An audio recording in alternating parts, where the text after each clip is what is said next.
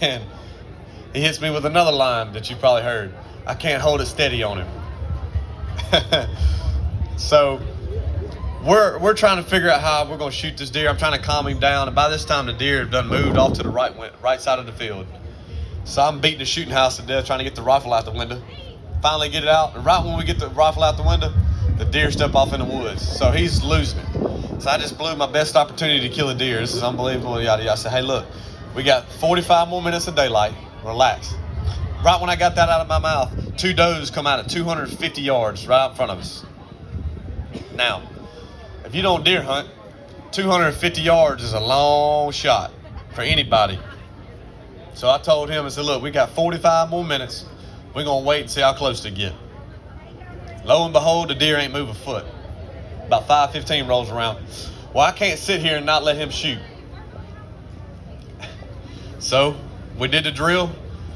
Stuck the rifle out the window. I tried to wedge it up against the corner of a shooting house to help him out.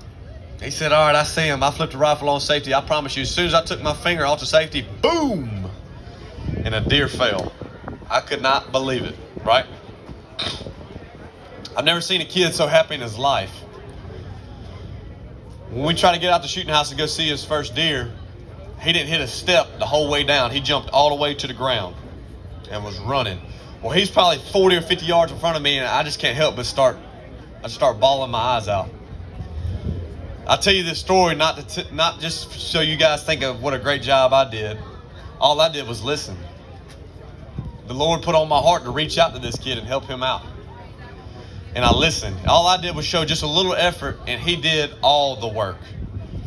Tommy could not hit a target at 50 yards 3 hours beforehand, and he dropped a deer at 250 yards. Tell me there's not a God. He will work wonders. I tell you this story to tell you this as well. Everybody around here has probably got going through something or knows somebody that's going through something, or somebody might be an outcast, be a little bit different. It's our job to reach out to them and help them. Help each other. Imagine if an entire community was just help each other and not fight with each other.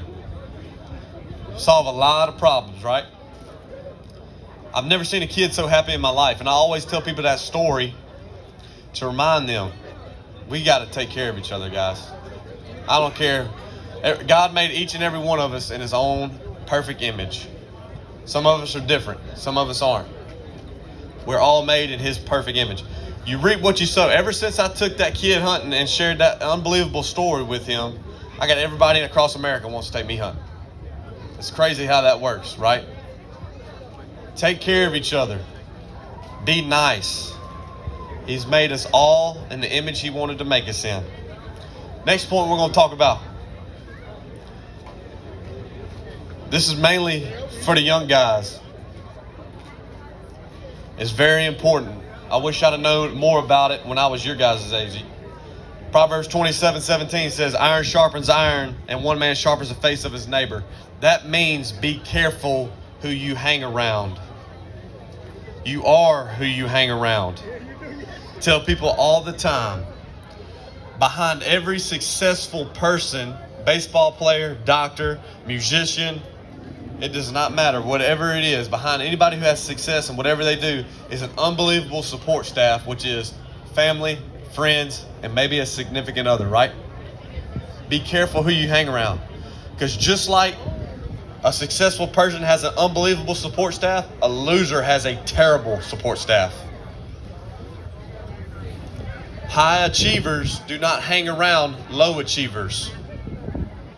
When I was in high school, I knew I wanted to play Division I baseball, professional baseball, so I devoted my career to doing that. I would show up to high school early every morning, work out, and do my stuff to get ready to be the best I could be, right? Other kids on my high school baseball team would walk through the weight room in the morning and see me be at school working out an hour before anybody got there, and they'd make fun of me for it. I'm still playing baseball, guys. These people have done moved on from baseball, right? You got to hang around people that want the same things as you. If you want to play guitar, better find somebody you know who's the best that you know and hang around them. Just that's any aspect in your life. Anybody know who Jake Mangum is? Oh yeah, Jake's probably one of the best baseball players in the history of the SEC. It's all about who you hang around, right? My freshman year at Mississippi State, the first thing we had as a team, the first team function was a conditioning test. And it was 17 110-yard sprints. And I'm going to tell you, friends, that is not easy. So the night before, I go to the football field, and I get on that football field and I start running them 110s to see what kind of shape I'm in to get ready for it, right? Number 9, I start throwing up.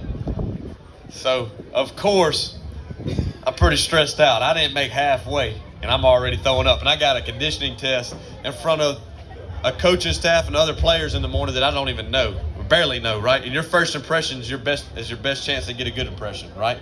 Nobody will forget your first impression. So I don't sleep a wink all night long. Get to the facility that morning at 5:45 in the morning. It's kind of cold. Everybody's there. We're all on the football field. We're about to start running this conditioning test. Well, I got to looking around, and I found Jake Mangum, and I remember thinking,